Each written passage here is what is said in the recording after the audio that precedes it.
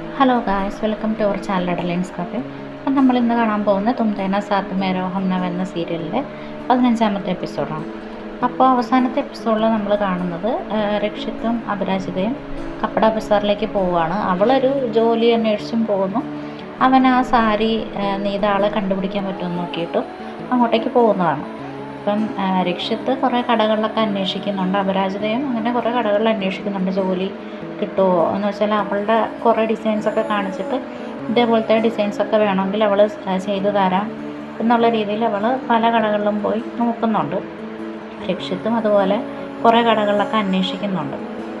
ഈ സാരി നെയ്ത ആളെ അറിയുമോ, ഇതുപോലത്തെ ഡിസൈൻസിൽ ആരെങ്കിലും ഇവിടെ സാരി വിറ്റിട്ടുണ്ടോ എന്നൊക്കെ ചോദിക്കുകയാണ്. അപ്പോൾ അപരാജിത ഒരു കടയിൽ ചെന്നിട്ട് അവളുടെ ഇങ്ങനെ ജേണൽ പോലെ ഉണ്ടാവുമല്ലോ, അതിങ്ങനെ കാണിച്ചിട്ട് പറയുമ്പോൾ അവരിങ്ങനെ നോക്കുന്നുണ്ട്. അപ്പോൾ രക്ഷിത്ത് അതുപോലെ ഇവൾ കയറിയ കടകളിൽ തന്നെയാണ് അവനും കയറുന്നത്. അപ്പോൾ ഈ ഡിസൈൻസൊക്കെ കാണിക്കുമ്പോൾ അതിലുള്ള എന്ന് വെച്ചാൽ കടയിലുള്ളവർ പറയണം, ഞങ്ങളിങ്ങനെ ഞങ്ങളുടെ ആൾക്കാർ തന്നെ ചെയ്യുന്നത് മാത്രമേ ഇപ്പോൾ എടുക്കാറുള്ളൂ, പുറത്തുനിന്നുള്ള ഡിസൈൻസൊന്നും എടുക്കാറില്ല, അതുകൊണ്ട് ഇത് കണ്ടിട്ടില്ലേ, പക്ഷേ ഇത് നല്ല പെർഫെക്ഷനുള്ള ഡിസൈൻസാണ്, ചിലപ്പോൾ പ്രൊഫഷണൽസ് ആരെങ്കിലും ചെയ്താവുമെന്ന് പറയുകയാണ്. അപ്പോൾ രക്ഷിത്ത് ആകെ മനസ്സ് മടുത്തിന് ഇപ്പോൾ പോകാമെന്ന് ഉള്ളതിൽ നിൽക്കുകയാണ്. അപ്പോൾ അപരാജിത ഒരു ഷോപ്പിൽ കയറിയപ്പോൾ അവിടുത്തെ ആൾ പറയുകയാണ്, ഇവിടെ നീട്ടുകാരെ ആരും ആവശ്യമില്ല, പക്ഷേ സെയിൽസ് ഗേൾസിനെ ആവശ്യമുണ്ട്, ഒരു ദിവസം 300 രൂപ വെച്ച് തരാൻ നിൽക്കാൻ പറ്റുമെന്ന് ചോദിക്കുകയാണ്. അപ്പോൾ അപരാജിത പറയാം, അതൊന്നും വേണ്ട, എൻ്റെ ജോലി അതല്ല എന്നൊക്കെ ഇങ്ങനെ അവളോട് പറയുകയാണ്. അപ്പോൾ ഈ സമയത്ത് രക്ഷിത്ത് ഒരു അടുത്ത സീനിൽ കാണിക്കുന്ന രക്ഷിത്തിൻ്റെ വീടാണ്. അവിടെ രക്ഷിത്തിൻ്റെ വല്യമ്മയും ഇരയും കൂടെ ഇങ്ങനെ സംസാരിച്ചുകൊണ്ടിരിക്കുകയാണ്. അപ്പോൾ ഇര പറയുന്ന, എന്തിനാണ് വല്യമ്മ ഈ ഡ്രാമയൊക്കെ കളിക്കുന്നത്, എന്തിനാണ് എന്നെ വെള്ളത്തിൽ തള്ളിയിട്ടത്, നിങ്ങളുടെ ഡ്രാമയിലേക്ക് എന്നെ ദയവ് ചെയ്ത് ഇടപെടുത്തരുത്, ഞാൻ രക്ഷിത്തിൻ്റെ മുന്നിൽ എനിക്കൊരു ഇമേജ് ഉണ്ടാക്കി വെച്ചിട്ടുണ്ട്, ഞങ്ങൾ കുട്ടിക്കാലം തൊട്ട് നല്ല ഫ്രണ്ട്സാണ്, അപ്പോൾ ദയവ് ചെയ്ത് അതിൻ്റെ ഇടയിലേക്ക് ഇങ്ങനത്തെ കാര്യങ്ങൾ വലിച്ചടച്ചാൽ എന്നോടുള്ള അവൻ്റെ ഒരു വിശ്വാസം പോകും. അപ്പോൾ പിന്നെ ഞാൻ ഇത്രയും നാൾ ചെയ്തതിനൊന്നൊരു വിലയില്ലാണ്ടാവും, ഞാനിപ്പം ചെയ്തിരിക്കുന്നതെന്ന് പറഞ്ഞൊരു വിശ്വാസം ഉണ്ടാക്കിയെടുത്ത് അതിലൂടെ അവൻ്റെ മനസ്സിൽ കയറാൻ നോക്കുമ്പോൾ എന്തിനാണ് ഇങ്ങനത്തെ കുരുട്ട് വഴികളൊക്കെ നോക്കുന്നത്, അതിൻ്റെ ഇടയ്ക്ക് എന്നെ എന്തിനാണ് കയറ്റുന്നതെന്നൊക്കെ പറഞ്ഞിട്ട് വല്യമ്മേനെ ഇര വഴക്കിടുവാണ്. അപ്പോൾ വല്യമ്മ പറയണം, നിനക്ക് ബുദ്ധിയില്ലാഞ്ഞിട്ട് അടി, ഞാൻ നിൻ്റെ സ്ഥാനം ഇവിടെ ഉറപ്പിക്കാനുള്ള കാര്യങ്ങളാണ് ചെയ്യുന്നത്, ഇപ്പോൾ അച്ഛനെ പറ്റി ഓർക്കുമ്പോൾ തന്നെ നീ കാരണമാണല്ലോ അച്ഛൻ ജീവനോടെ ഉള്ളതെന്നുള്ളൊരു ചിന്ത രക്ഷത്തിലുണ്ടാവും, അതിന് വേണ്ടിയിട്ട് ഞാൻ ചെയ്തതാണ്, പിന്നെ ഇത് ഞാൻ ചെയ്യുന്നതിന് വേറെ പല കാര്യങ്ങളുണ്ട്, നിൻ്റെ വല്യച്ഛൻ അതായത് ഇവരുടെ ഭർത്താവ് അയാൾക്ക് ഇങ്ങനെ ബിസിനസ്സൊന്നും നോക്കാൻ കഴിവില്ല, അപ്പോൾ മരിക്കുന്ന സമയത്ത് എല്ലാം അനിയൻ്റെ പേരിൽ എഴുതി വെച്ചു, അനിയനാണെങ്കിൽ പറഞ്ഞ പോലെ ഒരു അപകടവും പറ്റി ഓർമ്മയും പോയി നിൽക്കണ ഒരാൾ, അപ്പം കാര്യമായിട്ട് ഈ സ്വത്തൊക്കെ എൻ്റെ മോനല്ലേ പോകണ്ടേ, അവനാണെങ്കിൽ ഇതിലൊരു താല്പര്യമില്ല, അപ്പോൾ എങ്ങനെയെങ്കിലും ഇതൊക്കെ എൻ്റെ പരിധിയിൽ വരുത്തണമെങ്കിൽ നിന്നെ ഈ വീട്ടിൽ കയറ്റിയല്ലേ പറ്റുള്ളൂ, അതിനുള്ള വഴികളെല്ലാം ഞാൻ നോക്കുന്നത്, എന്താ നീ മനസ്സിലാക്കാത്തതെന്നൊക്കെ അവളിങ്ങനെ വഴക്കിടുവാണ്.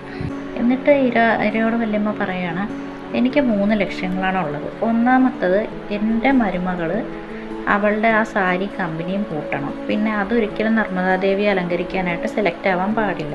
രണ്ടാമത്തെ, നിൻ്റെ കൈ കൊണ്ടുണ്ടാക്കുന്ന നീ ഡിസൈൻ ചെയ്ത സാരി ആവണം രക്ഷിത്ത് നർമ്മദാദേവിക്ക് സമർപ്പിക്കേണ്ടത്. മൂന്നാമത്തെ കാര്യം, നീ ഈ വീട്ടിലേക്ക് മരുമകളായി വരണം, എന്നാലേ ഇതെല്ലാം എൻ്റെ കാൽച്ചുവട്ടിൽ വരുള്ളൂ എന്നൊക്കെ പറഞ്ഞിട്ട് അവളെ മാനിപ്പുലേറ്റ് ചെയ്യാൻ നോക്കുകയാണ്. അപ്പോൾ ഇവർ പെട്ടെന്ന് നോക്കുമ്പോൾ ഇതാരോ കേൾക്കുന്ന പോലെ തോന്നുന്നുണ്ട്. അവർ നേരെ നോക്കുമ്പോൾ രക്ഷിത്തിൻ്റെ അച്ഛൻ അവിടെ വന്ന് ഒന്ന് മനസ്സിലാകാത്ത രീതിയിൽ ഇങ്ങനെ നിൽക്കുകയാണ്. ഇവരാകെ ഷോക്കാകണം, ഇയാൾ കേട്ടോ, ഇയാളുടെ കൂടി ഇനി ആരെങ്കിലും ഉണ്ടോ എന്ന് ഓർത്തിട്ട് രണ്ടുപേരും പേടിക്കുകയാണ്. അപ്പോൾ വല്യമ്മ പറഞ്ഞു, നീ ടെൻഷനാകാതെ ഞാനൊന്ന് നോക്കട്ടെ എന്ന് പറഞ്ഞ് അവരെന്തോ പ്ലാൻ ചെയ്യുകയാണ്. പിന്നെ കാണിക്കുന്ന അപരാജിതയാണ്. അവളിങ്ങനെ കടകളായ കടകൾ മൊത്തം കയറി ഇറങ്ങി അവസാനം നർമ്മദ മഹേശ്വരി എന്ന് പേരുള്ള ഒരു കടയിലേക്ക് എത്തുകയാണ്. അപ്പോൾ അവൾ പറയാണ്, വഴി കാണിച്ചു തന്ന ദേവി തന്നെയാണ്, ദേവിയുടെ പേരിലുള്ള കടയല്ലേ, ചിലപ്പോൾ ഇവിടുന്ന് എന്തെങ്കിലും വഴി കിട്ടിയാലോ എന്നോർത്തിട്ട് അവൾ ആ കടയിലേക്ക് കയറുകയാണ്. അപ്പോൾ ഇതേ കടയുടെ മുന്നിൽ തന്നെ രക്ഷിത്തും വന്ന് നിൽക്കുന്നുണ്ട്. അപ്പോൾ അവനും ഓർത്ത്, ആ പേര് കണ്ട് രണ്ടുപേരും സ്ട്രൈക്കായി അവിടെ നിന്നതാണ്. അപ്പോൾ അവനും ഓർത്ത് അങ്ങോട്ട് തന്നെ കയറാം, അവസാനത്തെ കടയാണ് എന്നോർത്തിട്ട് അവനും കയറുകയാണ്. അപ്പോൾ കടയിലെ സെയിൽസ് ഗേളിനോട് അപരാജിത പറയുകയാണ്, നിങ്ങൾക്ക് ഇങ്ങനത്തെ ഡിസൈൻസൊക്കെ ആവശ്യമുണ്ടോ എന്നോർത്ത് ജേണൽ കാണിക്കുമ്പോൾ അവർ പറയും, വേണ്ട, ഞങ്ങൾക്ക് സ്വന്തമായിട്ട് നെയ്ത്തുകാരുണ്ട്, പുറത്തൊന്നും ആരും എടുക്കുന്നില്ല എന്ന് പറയുമ്പോൾ അപരാജിത ഓക്കെ എന്ന് പറഞ്ഞിട്ട് വിഷമിച്ച് നടക്കുകയാണ്. അപ്പോൾ രക്ഷിത്തും അങ്ങോട്ടേക്ക് കയറുന്നുണ്ട്, രണ്ടുപേരും കൂട്ടിയിടിക്കുകയാണ്. ഇവരെപ്പോൾ കണ്ടാലും ഇത് തന്നെയാണ് പരിപാടി. അപ്പോൾ രക്ഷിത്ത് പറയാണ്, നീ എന്നെ ഇടിക്കാൻ വേണ്ടിയിട്ട് തന്നെ എന്നെ ഫോളോ ചെയ്ത് വരാണല്ലേ എന്ന് ചോദിക്കുകയാണ്. എന്നിട്ട് അവൻ അയ്യോ വേദന എടുക്കണേന്നൊക്കെ പറയുകയാണ്.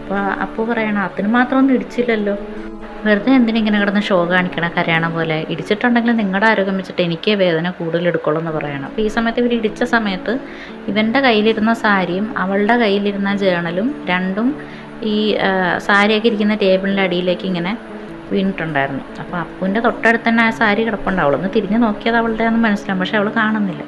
അപ്പോൾ രക്ഷിത്ത് പറയുവാണ്, നിനക്കിത് തന്നെയാണ് പണിയെന്ന് എനിക്കറിയാം, എന്നാലും എനിക്ക് നേരെയില്ല, നീ നിൻ്റെ കാര്യം നോക്കി പോകാൻ പറയണം. അപ്പോൾ ഇങ്ങനെ അയ്യോ ദൈവമേ എന്നിങ്ങനെ അറിയാതെ പറഞ്ഞപ്പോൾ അവൻ പറയണം യെസ് ഞാൻ കേൾക്കുന്നുണ്ട് എന്ന് പറയാണ്. അപ്പോൾ അവൾ പറയണത് ഏത് വകുപ്പിലാണ് നിങ്ങൾ ദൈവമായിട്ട് കാണുന്നത്? അപ്പോൾ നമ്മുടെ ജീവൻ രക്ഷിക്കുന്ന ആളല്ലേ ദൈവം, അങ്ങനെയാണെങ്കിൽ ഞാനല്ലേ നിൻ്റെ ദൈവമെന്ന് അവളുടെ അടുത്ത് ഇങ്ങനെ പറയുവാണ്. അപ്പോൾ അവൾ പറയുകയാണ് നിങ്ങളാണ് ദൈവമെങ്കിൽ ഈ ലോകം മുടിഞ്ഞു പോകും എന്നൊക്കെ പറഞ്ഞിട്ട് ഇവരിത് അവിടെ നിന്ന് വഴക്കിടുവാണ്. അപ്പോൾ അവൻ പറയണം അല്ല നീ ഇപ്പം എന്തിനും ഇങ്ങോട്ട് വന്നേ, സാരി വാങ്ങാൻ വന്നാണോ എന്ന് ചോദിക്കുകയാണ്. അപ്പോൾ അവൾ പറയില്ല ഞാൻ പച്ചക്കറി വിൽക്കാൻ വന്ന എന്തെന്ന് പറഞ്ഞിട്ട് ദേഷ്യപ്പെട്ട അവളെ താഴെ പോയ ചേണൽ നോക്കാൻ പോകണം.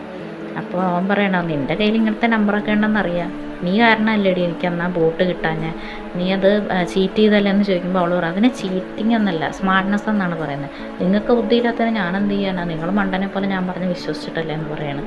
ഇപ്പം പറയണം അതുകൊണ്ട് എനിക്ക് നിങ്ങളോടുള്ള വിശ്വാസം പോയി എന്നവനിങ്ങനെ പറയണം. അപ്പോൾ ആ സമയത്ത് അവൻ പറയാം നീ എൻ്റെ വണ്ടി ഇടിച്ചിട്ട് പോയിട്ട് പോലും ഞാനൊന്നും ചെയ്തിട്ടില്ല, അപ്പോൾ അതോ നീ എന്നെ കൊല്ലാൻ നോക്കിയതല്ല എന്നൊക്കെ പറയണം. അപ്പോൾ അവൾ ഓർക്കും അയ്യോ ഇയാളുടെ വണ്ടിയിലാണോ പോയി ഇടിച്ചത്, വേറെ എത്രയോ വണ്ടി ഉണ്ടായിരുന്നു കേട്ടോ, അവൻ ഇയാളുടെ വണ്ടിയെ തന്നെ ഇടിക്കാൻ കിട്ടിയുള്ളൂ എന്നൊക്കെ ഇങ്ങനെ ആലോചിക്കുകയാണ്. സത്യത്തിൽ ഹിറ്റ് ആൻഡ് റണ്ണാണ്, നിൻ്റെ പേരിൽ എനിക്ക് വേണമെങ്കിൽ കേസ് കൊടുത്താൽ നീയും ഫാമിലി അകത്ത് പോവും, എനിക്ക് വേണമെങ്കിൽ അങ്ങനെയൊക്കെ ചെയ്യാമായിരുന്നു, ഞാൻ നമ്പർ നോട്ട് ചെയ്തിട്ടുണ്ടെന്ന് പറയണം. അപ്പോൾ ഇത് കേട്ട അപരാജിത പേടിക്കുകയാണ്. അടുത്ത സീനിൽ കാണിക്കുന്ന രക്ഷിത്തിൻ്റെ വീട്ടിൽ ഇവർ ഷോക്കായി നിൽക്കുകയാണ്, വല്യമ്മ ഈരൻ ഷോക്കായി നിൽക്കുകയാണ്. അപ്പോൾ രക്ഷിത്തിൻ്റെ അച്ഛൻ പറഞ്ഞു അതേ ഞാൻ വഴി തെറ്റി വന്നതാ, എൻ്റെ റൂമിലേക്കുള്ള വഴി ഒന്ന് പറഞ്ഞു തരാമോ എന്ന് ചോദിക്കുകയാണ്. അപ്പോൾ വല്യമ്മ പുറത്തേക്ക് വന്നിട്ട് അടുത്ത പരിസരത്തൊക്കെ ആരെങ്കിലും ഉണ്ടോ എന്ന് ചെക്ക് ചെയ്തിട്ട് പുള്ളീനെ അകത്തേക്ക് വിളിക്കുകയാണ്. എന്ന് വെച്ചാൽ രക്ഷിത്തിൻ്റെ അച്ഛനെ റൂമിൻ്റെ അകത്തേക്ക് വിളിച്ചുകൊണ്ട് വരുവാണ്. എന്നിട്ട് പുള്ളിയെടുത്ത് പറയുകയാണ് വല്യമ്മ ഇവിടെയൊക്കെ ഒന്ന് അടിച്ചു വാരിക്കുമെന്ന് പറയുകയാണ്. അപ്പോൾ രക്ഷിത്തിൻ്റെ അച്ഛൻ പറഞ്ഞു അയ്യോ അപ്പോൾ ഞാനിവിടുത്തെ വേലക്കാരനാണോ? അപ്പോൾ വല്യമ്മ പറയാതെ നിങ്ങൾ വേലക്കാരനാണ്, എത്ര പെട്ടെന്ന് മറന്നു പോയെന്ന് ചോദിക്കുമ്പോൾ പുള്ളി അത് വിശ്വസിക്കുകയാണ്, എനിക്ക് സ്ഥലകാല ബോധമില്ലല്ലോ. അപ്പോൾ എന്നിട്ട് പറയാം എന്നാ ചൂലെടുത്ത് തരാം, ഇവിടെയൊക്കെ ഒന്ന് അടിച്ചു വാരി വൃത്തിയാക്കിയിട്, അല്ലാതെ നിങ്ങളെന്താ ഇവിടുത്തെ യജമാനാണെന്ന് വിചാരിച്ചിരിക്കുകയായിരുന്നു എന്നൊക്കെ പറഞ്ഞ് പുള്ളിയുടെ മൈൻഡിനെ മാനിപ്പുലേറ്റ് ചെയ്യണം. എന്നിട്ട് അവർ പോയിട്ട് ഒരു ചൂലെടുത്ത് ഇയാളുടെ കയ്യിൽ കൊടുക്കുകയാണ് അടിച്ചു വരാൻ. പുള്ളിക്ക് പിന്നെ ഓർമ്മയില്ലാത്തതുകൊണ്ട് ചിലപ്പോൾ പറഞ്ഞ് ശരിയായിരിക്കും എന്നും പറഞ്ഞ് ആ ചൂലെടുത്ത് അവിടെ നിലത്തൊക്കെ അടിച്ചു വരുവാണ്. അപ്പോൾ ഇരയ്ക്കിത് കണ്ടിട്ട് ദേഷ്യം വരുന്നുണ്ടെന്ന് വെച്ചാൽ അവൾക്ക് രക്ഷിത്തിനെ ഇഷ്ടമാണ് കല്യാണം കഴിക്കണമെന്നുള്ളൂ, അല്ലാതെ വേറെ ആരെയും ദ്രോഹിക്കണമെന്നൊന്നും ഇവരെ പോലെ അങ്ങനത്തെ ഒരു മൈൻഡ് സെറ്റില്ല. പിന്നെ വേറൊരു പേടിയുണ്ട്, രക്ഷിത്ത് പറഞ്ഞാൽ അവളെ കത്തിക്കും, അങ്ങനൊരു പേടിയുണ്ട്. അപ്പോൾ പുള്ളി അവിടെയൊക്കെ അടിച്ചു വരുവാണ്. അപ്പോൾ അത് കണ്ടിട്ട് ഇര പറയാണ് എന്താണ് അങ്കിൾ കാണിക്കുന്നത്, ഇങ്ങോട്ട് ഇങ്ങനെയൊന്നും ചെയ്യണ്ട, ഞാൻ അങ്കിളിൻ്റെ റൂമിൽ നേരെ ചെന്നാൽ ലെഫ്റ്റിലേക്കാണ്, അങ്ങോട്ട് പോയിക്കോ, വല്യമ്മ പറയണമെന്നും കേൾക്കണ്ടെന്ന് പറയണം.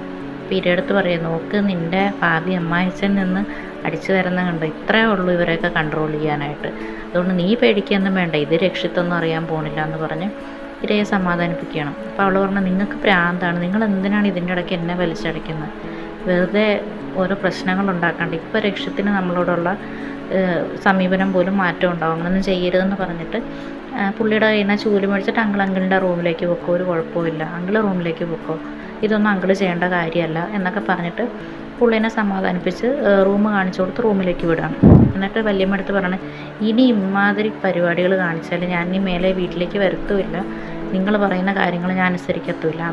ഇരയെന്ന് വെച്ചാൽ അത്ര തെറ്റായിട്ടുള്ളൊരു പെണ്ണല്ല, അതുകൊണ്ട് അവൾക്ക് ഇങ്ങനത്തെ കാര്യം നമുക്ക് ഇഷ്ടപ്പെടത്തില്ല. അവൾ വളരെ സ്ട്രെയിറ്റ് ഫോർവേഡാണ്. അവൾ പറയും ഇനി ഞാൻ ഇങ്ങോട്ട് വരത്തില്ല, നിങ്ങളിവിടെ എന്താണെന്ന് വെച്ചാൽ ചെയ്യുക, നിങ്ങളുടെ പ്ലാനിലൊന്നും എന്നെ ഇടപെടുത്തണ്ട, ഞാൻ ലക്ഷ്യത്തിനെ എങ്ങനെ നേടാൻ പോകണമെന്ന് എനിക്കറിയാം, നിങ്ങൾ ഇടപെടണ്ടെന്ന് പറഞ്ഞിട്ട് ദേഷ്യപ്പെട്ടു പോവുകയാണ്. അടുത്ത സീനിൽ കാണിക്കുന്ന രക്ഷ്യത്തിനെയാണ്. അപ്പോൾ അവൻ പറയുവാണ് ഞാൻ ഹിറ്റ് ആൻഡ് റണ്ണിന് കേസ് കൊടുത്താലുണ്ടല്ലോ നീയും ഫാമിലി അകത്ത് കിടക്കും, എന്നിട്ട് ഞാൻ അത് ചെയ്തില്ല, പെണ്ണാണെന്ന് ഓർത്തിട്ട് ഞാൻ ചെയ്യാന്നൊക്കെ പറയുകയാണ്. അപ്പോൾ ആ കടയിൽ നിൽക്കുന്ന ആൾ പറയാം ആക്സിഡൻറ്റാണ്, നിങ്ങൾ ആക്സിഡൻറ്റ് ചെയ്തിട്ട് നോക്കാണ്ട് പോയോ എന്നൊക്കെ ആ കടയിലെ ലേഡി ചോദിക്കണം.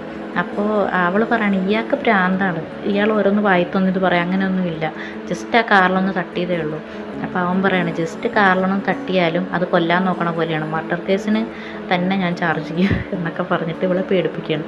അപ്പോൾ പറഞ്ഞ് ആ സെയിൽസ് ഗേളിനോട് രക്ഷിത്ത് പറയുകയാണ്, ഇവളെ എൻ്റെ കാറിലിടിച്ചിട്ട് കാറിലുള്ളവർക്ക് എന്ത് പറ്റിയെന്ന് പോലും നോക്കാതെ വിട്ടടിച്ച് പോയതാണ്, അത് കേസാകത്തില്ലേ, അത് കേസ് നമ്മൾ കൊടുക്കേണ്ടതല്ലേ എന്ന് പറയുമ്പോൾ കടയിലെ ലേഡി പറ, ശരിക്കും അതൊരു കേസാണ്, അത് കേസാക്കേണ്ടതാണ്, അതൊരു തെറ്റല്ലേ എന്നൊക്കെ പറയണം. രക്തം വരെ വന്നിട്ടുണ്ടെന്ന് പറയുകയാണ്. അങ്ങനെയൊന്നും വന്നില്ല, അതൊക്കെ ഇവൻ കയ്യിൽ നിന്നിടുവാണ്. അപ്പോൾ ആ ലേഡിയോട് അപരാജിത പറയാം, അങ്ങനെ ഒന്നുമില്ല, ജസ്റ്റ് ഒന്ന് തട്ടിയതുള്ളത്, ഇയാൾക്ക് കണ്ടു, ഒരു കുഴപ്പമില്ല, ഇട കൂടെ ആരെങ്കിലും ഉണ്ടായിരുന്നെങ്കിൽ ആശുപത്രി കൊണ്ടുപോകത്തില്ല, അങ്ങനെയൊന്നും സംഭവിച്ചില്ല എന്ന് പറഞ്ഞ് ഇവള് പിന്നെ ആ ഡെസ്കിൻ്റെ അടിയിൽ ആ ജേണൽ ഇങ്ങനെ തപ്പുവാണ്. അപ്പോൾ ആ സമയത്ത് കറണ്ട് പോവുകയാണ്.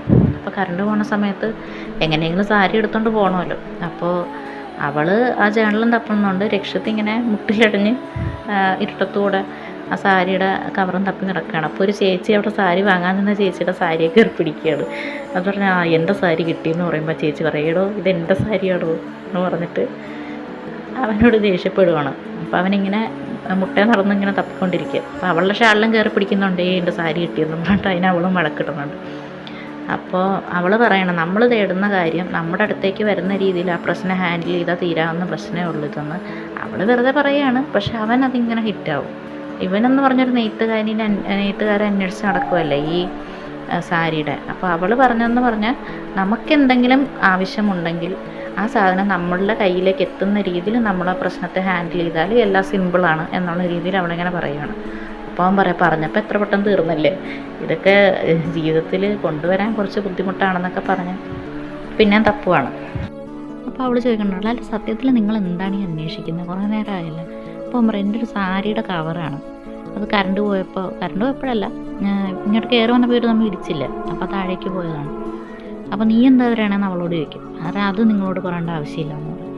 അപ്പോൾ ഇവളിങ്ങനെ ഉപദേശിച്ചായിരുന്നല്ലോ നേരത്തെ എന്നൊക്കെ പറഞ്ഞു. അപ്പോൾ അവൻ പറയും, സാധാരണ ഞാനാണല്ലോ കാണുമ്പോൾ ഹെൽപ്പും ചെയ്യണം ഉപദേശിക്കുകയും ചെയ്യണം, ഇന്നെന്താ കാക്ക മലന്ന് പറക്കുമല്ലോ, ഭൗതി എന്നെ ഇങ്ങോട്ട് ഉപദേശിക്കുകയാണോ എന്നൊക്കെ ഇങ്ങനെ പറയാം.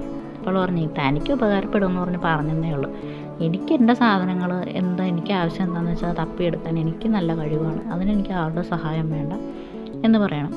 ഈ സമയത്ത് ഇവളുടെ ഷാളിലും കയറി വലിക്കുന്നുണ്ട് സാരിയാണെന്നും പറഞ്ഞിട്ട്. അപ്പോൾ അതിനെ അവൾ ചീത്ത പറയുന്നുണ്ട്.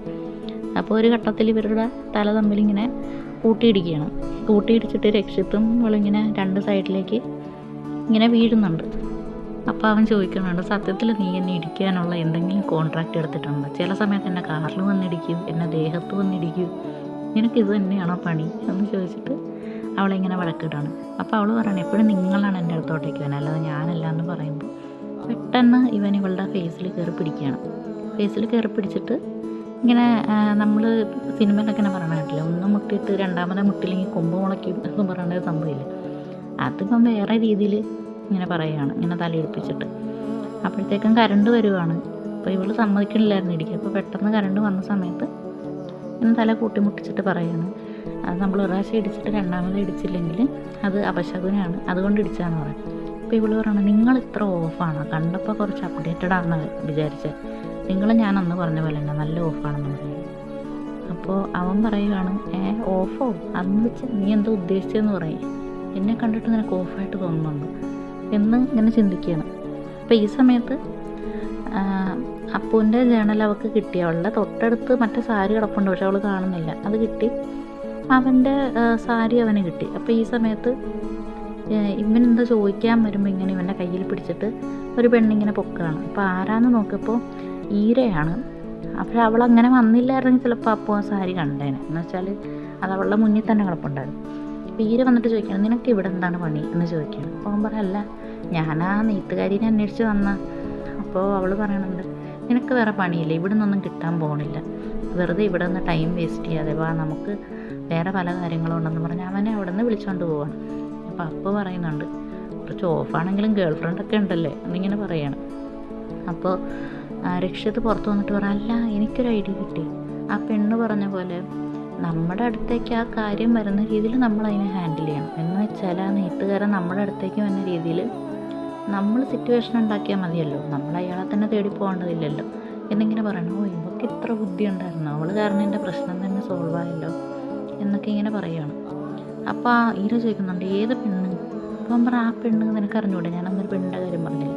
അപ്പോൾ അവൾ പറയും, എനിക്കൊരു പെണ്ണിൻ്റെ കാര്യം അറിയണ്ട, വേഗം വാന്നും പറഞ്ഞിട്ട് അവനെ വിളിച്ചുകൊണ്ട് പോവുകയാണ്. അപ്പോൾ രക്ഷിത് ഇങ്ങനെ താങ്ക് യു ഒക്കെ അവിടെ ഒന്ന് പറഞ്ഞിട്ടുണ്ട്, പക്ഷെ ഇവൾ കേൾക്കുന്നില്ല. അപ്പോൾ അപരാജിത പറയണം, തത്ത ഒന്നും ഗേൾ ഫ്രണ്ടിൻ്റെ അടുത്ത് ഏറ്റില്ല എന്ന് തോന്നുന്നു എന്ന് പറയണം. അപ്പോൾ അടുത്ത സീനിൽ കാണിക്കുന്ന അപ്പു ഇങ്ങനെ നടന്നു പോണ സമയത്ത് കടയുടെ അകത്ത് തന്നെയാണ് ഒരു സാരിയും കൊണ്ടുവന്ന ആളുടെ സാരിയുടെ ബണ്ടിൽ ഇങ്ങനെ അവളുടെ തലയിൽ ഇടിക്കുന്നുണ്ട്. അപ്പോൾ അവളിങ്ങനെ ഓർക്കണം, അയാൾ പറഞ്ഞ പോലെ വല്ല അപശകനാകുമോ എന്ന് ഓർത്തിട്ട് ഇവൾ ആ ബണ്ടിൽ പോയിട്ട് പിന്നെ ഇടിക്കുകയാണ്. എന്നുവെച്ചാൽ അങ്ങനെ അവൻ പറഞ്ഞുകൊണ്ട് ചിലപ്പോൾ സത്യമായിരിക്കുമോ എന്ന് വെച്ചിട്ട് അവളും അതുപോലെ ചെയ്യണം. പിന്നെ അത് കഴിഞ്ഞ് കാണിക്കുന്ന അവൾ കടയുടെ പുറത്തേക്ക് ഇറങ്ങി ഇനിയിപ്പം വേറെ വല്ല വഴി നോക്കാം എന്ന് വിചാരിച്ചിരിക്കുമ്പോൾ അവിനാശിൻ്റെ കോൾ വരും. അപ്പോൾ അവൻ പറയണം, നീ വന്ന് കയറിയപ്പോൾ തൊട്ടിവിടെ ഓരോന്ന് നടന്നുകൊണ്ടിരിക്കുക, വേഗം വീട്ടിലേക്ക് പോയത് എവിടെയാണെന്ന് ചോദിക്കും. അപ്പോൾ അവളേക്ക് എന്താ പുതിയ പ്രശ്നം എന്ന് ചോദിക്കുമ്പോൾ പറയാം, അച്ഛന് വയ്യ, ഇവിടെ ഡോക്ടറൊക്കെ വന്നിട്ടുണ്ട്, വേഗം വീട്ടിലേക്ക് വരാൻ പറയുകയാണ്. ഇത് കേട്ടിട്ട് വേഗം അപ്പോൾ വീട്ടിലേക്ക് ഓടുകയാണ്. അപ്പോൾ ഒരു ഓട്ടോ വിളിക്കുന്നുണ്ട്, അതിൽ കയറിയിട്ട് അവൾ പോവുകയാണ്. അപ്പോൾ ഓട്ടോക്കാരനോട് പറയുന്നുണ്ട്, ഒന്ന് വേഗം വണ്ടി എടുക്കുമോ, വേഗം പോവാമെന്ന് പറഞ്ഞിട്ട് അവൾ ഓട്ടോയിൽ കയറുകയാണ്. വണ്ടിയിൽ കയറി കഴിഞ്ഞിട്ടാണ് അവളൊരു കാര്യം ശ്രദ്ധിക്കുന്നത്. മീറ്ററിൽ നോക്കിയപ്പോൾ 30 രൂപയ്ക്ക് മേലെയായി. അവളുടെ കയ്യിൽ ആകെ ഉള്ളത് 30 രൂപയാണ്. അപ്പം അവൾ പറയുന്നുണ്ട്, ചേട്ടാ ഇവിടെ വണ്ടി നിർത്തിക്കോളാൻ പറയുകയാണ്. എന്നിട്ട് ആ കയ്യിലുള്ള കാശ് കൊടുക്കുമ്പോൾ ഓട്ടോക്കാരൻ പറഞ്ഞിട്ടുണ്ട്, അല്ലേ ചേച്ചി ഇത്രയല്ല 40 രൂപ എടുത്തായി എന്ന് പറയുകയാണ്. അവളതൊന്നും കേൾക്കാതെ ഓടുകയാണ്. വേറെ വഴിയിൽ ഇനി ഓടിയേ വീട്ടിൽ പോകാൻ പറ്റുള്ളൂ. അപ്പോൾ ആ ഓട്ടോക്കാരൻ പറഞ്ഞിട്ടുണ്ട്, ചേച്ചി നിങ്ങൾ പറഞ്ഞ സ്ഥലത്തേക്ക് ഇനി ഒത്തിരി ദൂരമുണ്ട് എന്ന് പറയണം. അപ്പോൾ ഇവളൊന്നും കേൾക്കാതെ എങ്ങനെയെങ്കിലുമൊക്കെ ട്രാഫിക്കിൻ്റെ ഒക്കെ ഇടയ്ക്കൊക്കെ കൂടെ ഓടി അവൾ അവസാനം വീട്ടിലെത്തുകയാണ്. അവൾ വന്നപ്പോഴത്തേക്കും ഡോക്ടർ തിരിച്ച് പോകാൻ തുടങ്ങുകയാണ്. അപ്പോൾ അവളുടെ അനിയൻ ഇങ്ങനെ ദേഷ്യപ്പെട്ട് നോക്കുന്നുണ്ട്. അവൾ ചോദിക്കുന്നുണ്ട്, എന്താ പറ്റി, എന്താ ഇവിടെ ഉണ്ടായേ എന്നൊക്കെ ചോദിച്ചിട്ട് അവൾ അച്ഛനോട് ചോദിക്കുക, അച്ഛൻ എന്താ ഇങ്ങനെ ശ്രദ്ധിക്കാതെ നടക്കുന്നതെന്ന് ചോദിക്കുകയാണ്. അപ്പോൾ അപ്പൂൻ്റെ അമ്മ പറയാണ്, വഴിയിൽ ബോധം കെട്ട് വീണു എന്ന് പറയുന്നു. പരിചയമുള്ള ആരോ ഇവിടെ കൊണ്ടാക്കിയെന്ന് പറയാണ്. അപ്പോൾ അപ്പു പറയണം, അച്ഛൻ ഇങ്ങനെ ശ്രദ്ധിക്കാമെന്ന് പറഞ്ഞാൽ എന്ത് ചെയ്യുക, അച്ഛനല്ലേ പറഞ്ഞിട്ടുള്ളത്, നമുക്ക് ആവുന്നുണ്ടെങ്കിലല്ലേ നമുക്ക് ഇഷ്ടപ്പെട്ടവരെ നമുക്ക് നോക്കാൻ പറ്റുള്ളൂ. എന്നിട്ട് അച്ഛൻ തന്നെ ഇങ്ങനെ ശരീരം നോക്കാതെ ചെയ്യണമെന്ന് പറയണം. അപ്പോൾ അവിനാശ് പറയണം, എല്ലാത്തിനും കാരണം നീയാണ്, നീ കാരണമാണ് ഇപ്പോൾ അച്ഛൻ്റെ ഈ അവസ്ഥയ്ക്ക് കാരണം എന്ന് പറയണം. അപ്പോൾ അച്ഛൻ പറയണം, നീ ഒന്നും മിണ്ടാതിരിക്കുക, അവൾ വന്നിട്ടല്ലേ ഉള്ളൂ, ഇങ്ങനെ കിടന്ന് ബഹളം വയ്ക്കാമെന്ന് പറയണം. അപ്പോൾ പറഞ്ഞു, ഇനി പറയാതെ എന്നിട്ട് എന്താ കാര്യം, ഇവൾ കാരണം തന്നെയാണ് ഇപ്പോൾ ഇങ്ങനെ ഒരു പ്രശ്നം ഉണ്ടായത്. ഇപ്പോൾ ഇവൾ കാരണം സ്വന്തം അനിയത്തിയുടെ ജീവിതം തന്നെ അവൾ നാശാക്കിയെന്ന് പറയുകയാണ്. അപ്പോൾ അപ്പു പറയാണ്, ഞാൻ എന്ത് നാശാക്കി, ഇപ്പോൾ ഇവൾക്ക് വേണ്ടി തന്നെയുള്ള കടകളായ കടകൾ മൊത്തം ഈ ചാനലും കൊണ്ട് ഞാൻ കയറി ഇറങ്ങിയതാണ് ഒരു ജോലിക്ക് വേണ്ടിയിട്ട്. എവിടെ എനിക്ക് ശരിയാകുന്നില്ല, അറ്റ്ലീസ്റ്റ് ഞാനതിന് ശ്രമിക്കുന്നെങ്കിലും ഉണ്ടല്ലോ, എന്നിട്ട് നിങ്ങൾ എന്നെ ഇങ്ങനെ പറഞ്ഞ് ഞാൻ എന്ത് ചെയ്യും, നമുക്ക് എങ്ങനെയെങ്കിലും ഒരു സംഘടിപ്പിക്കാം, നിങ്ങൾ ടെൻഷൻ അടിക്കാതെ എന്ന് പറയുകയാണ്. അപ്പോൾ ആര് പറയണം, ചേച്ചി ഇനി ഒന്നിനും കഷ്ടപ്പെടണ്ട, ചേച്ചിയെന്നല്ല ആരും കഷ്ടപ്പെടണ്ട, എൻ്റെ കല്യാണം എന്തായാലും മുടങ്ങി, ഇനി അതിനായിട്ട് ആരും മെനക്കെടണ്ടെന്ന് പറയുകയാണ്. അപ്പോൾ നീ എന്തൊക്കെയാണ് ഈ പറയുന്നത്, അങ്ങനെയൊന്നുമില്ല, നമുക്ക് എങ്ങനെയെങ്കിലും ക്യാഷ് ഉണ്ടാക്കി കല്യാണം നടത്താം, നീ വിഷമിക്കേണ്ടെന്ന് പറയണം. അപ്പോൾ ആര് പറഞ്ഞു, എന്ത് നടക്കാൻ, എല്ലാവരും തന്നെ പറഞ്ഞ് അവസാനിപ്പിച്ചു, ഇനി ഒന്നും നടക്കാനില്ല എന്ന് പറയണം. അപ്പൂനൊന്നും മനസ്സിലാവുന്നില്ല. അപ്പോൾ അപ്പൂൻ്റെ അമ്മ പറയാണ്, അവർ രണ്ടുപേരും കൂടെ അച്ഛനും അമ്മയും കൂടെ രോഹൻ്റെ വീട്ടിലേക്ക് പോയിരുന്നു. ഈ 15 ലക്ഷം രൂപയൊന്നും അവരെ കൊണ്ട് വഹിക്കാൻ പറ്റത്തില്ലെന്ന് പറയാനായിട്ട് ഈ നമ്മളിപ്പോൾ നായന്മാരുടെ NSS ഒക്കെ ഇല്ലേ, അതേപോലെ ഇവർ മാർവാടി കുടുംബം എന്നാണ് പറയുന്നത്. അപ്പോൾ അതിലെ കുറച്ച് പ്രമുഖരെയും വിളിച്ചുകൊണ്ടാണ് ഇവർ പോയത്, 3-5 പേരെ കൊണ്ട്. അപ്പോൾ അവർ മുഖാന്തരം സംസാരിപ്പിച്ചപ്പോഴും അവരുടെ രോഹൻ്റെ അമ്മ പറയുന്നത്, കാശില്ലാതെ കല്യാണം എന്തായാലും നടക്കില്ല, പിന്നെ ആൾക്കാരെ വിളിച്ചുകൊണ്ട് പോയത് കൊണ്ട് അവരെ അപമാനിച്ചു എന്നും പറഞ്ഞിട്ട് അങ്ങനെയും കൂടെ അവർ ഞങ്ങളെ ചീത്ത പറഞ്ഞു. അവസാനം കല്യാണം നടക്കില്ല എന്ന് പറഞ്ഞ് ഞങ്ങളെ ഇറക്കി വിട്ടു. അങ്ങനെയാണ് അച്ഛന് വയ്യാതെ വന്നതെന്നിങ്ങനെ അപ്പൂനോട് പറയണം. അപ്പോൾ അപ്പ ചോദിക്കുകയാണ്, ഇതൊക്കെ എന്താണ്, നിങ്ങൾ എന്തിനാണ് ഇപ്പം അങ്ങോട്ട് പോയതെന്ന് ചോദിക്കുകയാണ്. അപ്പോൾ ആരും പറയുകയാണ്, ഞാൻ പറഞ്ഞതാണ് ഇവരോട് 100 പ്രാവശ്യം ഞാൻ പറഞ്ഞതാണ്, അങ്ങനെ പോവണ്ട, പോയാൽ അവരെ അപമാനിച്ച് വിടും, എന്തായാലും കൂടുതൽ പ്രശ്നമാകും, ഞാൻ പോകണ്ടെന്ന് പറഞ്ഞതാണ്. അല്ലെങ്കിൽ തന്നെ ചേച്ചി ഇങ്ങനെ പ്രമീള ആൻറ്റിയോട് തറുതല പറഞ്ഞുകൊണ്ട് അവർക്ക് ദേഷ്യമായിട്ടിരിക്കുക. പ്രമീള എന്ന് പറയണത് ഈ രോഹൻ്റെ അമ്മയാണ്. അപ്പോൾ തന്നെ അവർക്ക് ദേഷ്യപ്പെട്ടിരിക്കുകയാണ്. ആ സമയത്താണ് അമ്മയും അച്ഛനും കൂടെ അങ്ങോട്ട് കയറി ചെല്ലുന്നത്. പിന്നെ അവർക്ക് ദേഷ്യം വരാതിരിക്കും. ഇപ്പോൾ രോഹനും എന്നെ വിളിച്ചിട്ട് പറഞ്ഞു, എന്നെ ഇനി വേണ്ട, അവരുടെ അമ്മേനെ ആൾക്കാരെ കൊണ്ട് അപമാനിപ്പിച്ചു എന്നും പറഞ്ഞിട്ട് എല്ലാം അവസാനിച്ചു, ഇപ്പോൾ എല്ലാവർക്കും സമാധാനമായില്ലേ എന്ന് പറയുകയാണ്. അപ്പോൾ പറയാണ്, ഇപ്പോൾ കല്യാണം മുടങ്ങിയതല്ല, അച്ഛൻ്റെ അവസ്ഥയാണ് ഇപ്പോൾ നമുക്ക് പ്രധാനം, അച്ഛൻ്റെ ആരോഗ്യം നോക്കണ്ടേ, നിങ്ങളിങ്ങനെ അച്ഛൻ്റെ മുന്നിൽ നിന്ന് ചീത്ത പറഞ്ഞെന്ന് പറയണം. അപ്പോൾ അവിനാശ് പറയണം, എന്ത് പറയണ്ടെന്ന്, നീ കാരണം തന്നെയല്ല സംഭവിച്ചത്, അതെന്തായാലും ആർക്കും മറക്കാൻ പറ്റത്തില്ല, നീ ആ ആൻറ്റിയോട് തറുതലന്ന് ആ പാവക്കുത്തിൻ്റെ സമയത്ത് പറഞ്ഞുകൊണ്ടാണ് അവർക്ക് ദേഷ്യം വന്നിട്ട് ഈ 15 ലക്ഷത്തിൻ്റെ കാര്യം ഇടയ്ക്കിട്ട് ഈ കല്യാണം മാക്സിമം നടത്താതിരിക്കാൻ അവർ നോക്കിയത്. അതുകൊണ്ടിട്ടാണ് ഇപ്പോൾ ഈ കുടുംബം മൊത്തം ഇങ്ങനെ കഷ്ടപ്പെടേണ്ടി വന്നത്. എല്ലാവരും ഓരോ ഭാഗത്തുനിന്ന് കാശ് അന്വേഷിക്കേണ്ടി വന്നത്. അതുകൊണ്ടാണ് ഇപ്പോൾ അച്ഛന് വയ്യാതെ വന്നതും ഈ മരുന്നിനായിട്ട് ഇത്ര കാശ് ചിലവായെന്നൊക്കെ അവൻ പറയുകയാണ്. അതൊക്കെ ആര് കൊണ്ട് തരുമെന്നും പറഞ്ഞിട്ട് ഞാൻ തന്നെ മുടക്കണ്ടേ എന്നിങ്ങനെ മരുന്നിൻ്റെ കണക്ക് പോലും അവനിങ്ങനെ പറഞ്ഞ് അപമാനിക്കുകയാണ്. അപ്പോൾ ആരും പറയാണ് അത് ശരിയാണ്, ചേട്ടൻ പറഞ്ഞ് ശരിയാണെന്ന് അവളും ഇങ്ങനെ പറയാണ്. അപ്പോൾ അവിനാശ പറയുന്നുണ്ട്, നീ കയറി വന്നപ്പോൾ തൊട്ട് വീട്ടിൽ മൂദേവി വന്ന പോലെയാണ്. എല്ലാ പ്രശ്നങ്ങളും അത് കഴിഞ്ഞിട്ടാണ് നടക്കാൻ തുടങ്ങിയത്. ഞങ്ങൾ സ്വസ്ഥമായിട്ട് കല്യാണം നടത്തി അവളിപ്പോൾ അവളുടെ ഭർത്താവിൻ്റെ വീട്ടിലിരുന്നേനെ. നീ ഒരാൾ കാരണമാണ്. തിലകൻ്റെ കല്യാണം കഴിഞ്ഞിട്ട് ഏത് പെണ്ണുങ്ങളാണ് ഇത്രയും ദിവസം വീട്ടിലിരിക്കേണ്ടി വരുന്നത്? സാധാരണ തിലക് കഴിഞ്ഞാൽ 7 ദിവസത്തിനുള്ളിൽ കല്യാണം നടക്കുന്നതല്ലേ. നീ കാരണമാണ് ഇങ്ങനെയൊക്കെ ഉണ്ടായെന്ന് പറഞ്ഞിട്ട് അപ്പൂനെ കുറ്റപ്പെടുത്തണം. അപ്പോൾ അപ്പൂൻ്റെ അച്ഛൻ പറയുന്നുണ്ട്, അങ്ങനെ പറയാതെ അവിനാശ്, അവളെ വിഷമിപ്പിക്കാതെന്ന് പറയണം. അപ്പോൾ അപ്പൂന് ആകെ ദേഷ്യം വരികയാണ് ഇത് പറഞ്ഞപ്പോൾ. നിങ്ങളിങ്ങനെ എല്ലാത്തിനും എന്നെ കുറ്റപ്പെടുത്തുന്നത് എന്തിനാണ്? ഈ 15 ലക്ഷം കൊടുക്കാമെന്ന് പറയുന്നതിന് തെറ്റാണ്. സ്ത്രീധനം വാങ്ങുന്നൊരു കുടുംബത്തിലേക്ക് നമ്മുടെ മോളെ കെട്ടിച്ച് വിട്ടാൽ ആ സ്ത്രീധനത്തിൻ്റെ കാശ് തീരുന്നത് വരെ ഉണ്ടാവുള്ളൂ അവരുടെ സ്നേഹം. അത് കഴിയുമ്പോൾ എല്ലാവരുടെയും മുഖം മനസ്സിലാവും. അങ്ങനെയുള്ളിടത്ത് വിടാതിരിക്കാനല്ലേ നോക്കണ്ടേ. നിങ്ങൾ പിന്നെ എന്തിനാണ് കാശ് കൊടുക്കുന്ന കാര്യത്തിൽ സപ്പോർട്ട് ചെയ്ത് സംസാരിക്കുന്നതെന്നും പറഞ്ഞ് അപ്പോൾ എല്ലാവരോടും ദേഷ്യപ്പെടുവാണ്. അപ്പോൾ ഇവിടെ വെച്ചിട്ട് ഈ എപ്പിസോഡ് അവസാനിക്കുകയാണ്. കൂടുതൽ എപ്പിസോഡ് കാണുന്നതിനായി ചാനലൊന്ന് സബ്സ്ക്രൈബ് ചെയ്യുക, ഫോളോ ചെയ്യുക. Thank you.